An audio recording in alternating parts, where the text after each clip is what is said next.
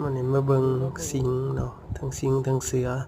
ป๊าดโตหลายจึงครึงเลยปากแห่ขึ้นเป็นตาย้านกัดทั้งเขตทางอนเมือง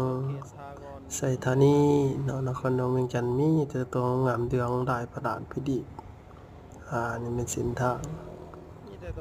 เนาะถือว่าเอาไปประลับประลาเป็นสวนอาหารหรือว่าสถานที่ท่องเที่ยวแต่ว่าหลายพัดก่อน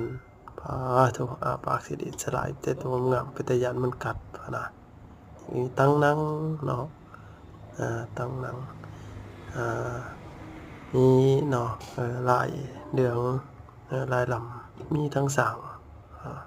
เพิ่นว่ากินกวางกินมะขามป้อมไปฆ่าคนละมังละมังขี้ไหล3 มื้อก็